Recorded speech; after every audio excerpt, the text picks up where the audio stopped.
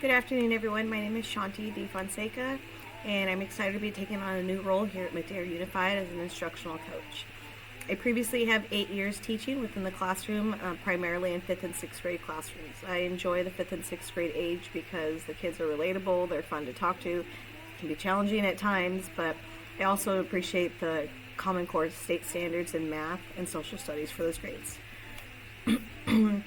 My personal time, I enjoy spending time with my one daughter. She's 21 years old, so it's a fun age for her and I to hang out together. I enjoy spending time in nature, hiking as often as possible, and staying active by going to the gym as well. I am both nervous and excited to take on this role. I'm excited because I know I have an amazing team of colleagues that are going to support me along the way. I'm nervous because I know I'm going to make many mistakes. It is within this practice that I really embody a growth mindset. My leadership style primarily focuses on coaching. Within coaching, I like to support teachers, build relationships, ensure trust and responsibilities of one another, and work collaboratively towards the overarching goal of the success of our students. I think it's important to celebrate our successes and think forward. We are all going to make mistakes along the way, myself included, especially as a first-year instructional coach. But in addition, don't forget all the successes you have made along the way.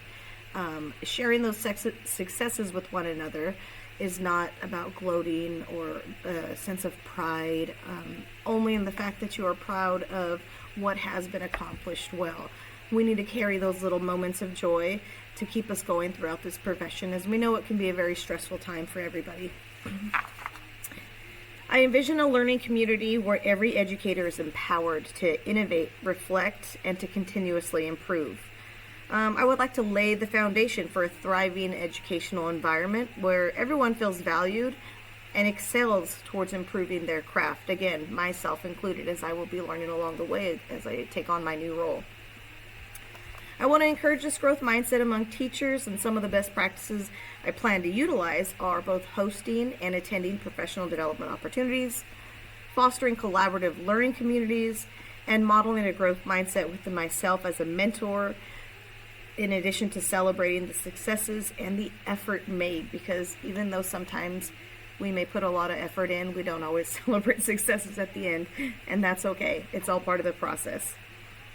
Being able to model as I take on this new role, I'm going to happily reflect on my own learning. It is important to work with educators, teachers, students, administration, and myself, instructional coaches, breaking down big, long-term, overarching goals into small, more manageable pieces.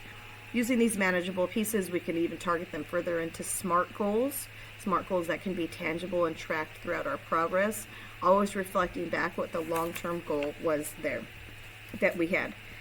The most important aspect of my coaching style is, again, to build trust and collaboration.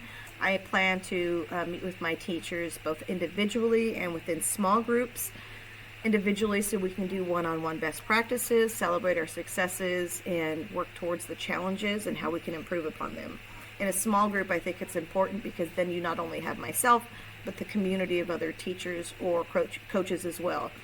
Often we all have the same challenges we're facing within the classroom, whether it be behavior management or lack of learning or attendance issues or home life. That's often seen across the board, and to hone in on those challenges individually, a person, an educator can take that on, and it can be a very challenging and stressful time. When we build this community, we're able to talk with one another, talk through the challenges, talk through the mistakes, realize that we're not alone in this, and we can work together towards creating the best environment for our students, but also for ourselves. Because as we see ourselves and improve upon ourselves, our students are going to see that in us as well and take that upon them to continually working on their improvement as well, whether it be academically, socially, behaviorally, or otherwise. Just as I listed above before earlier, the coaching style that I like is to work with individuals and build that trust. I want to foster open communication, valuing educators' ideas, foster a climate where every teacher feels supported. Together, we're going to create a network of shared experiences, challenges, strengths, and building a community to encourage shared learning. I also want to incorporate reflective practices. We will do this as both leaders, educators, teachers, and then eventually empower our students to take on the same reflective practices as well, reminding ourselves what went well yesterday, what went well on this math lesson, what went well with the lesson I taught 2 weeks ago. How can I take those core moments and redefine them into my next lesson, my next unit? These goals also help us stay on track with pacing and with our units as we progress throughout the school year.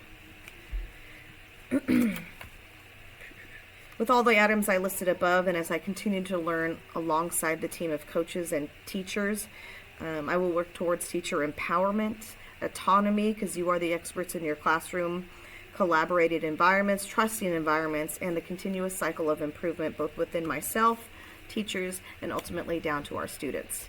Thank you for the time. Thank you for taking the time to get to know me, and I'm excited to work with each and every one of you.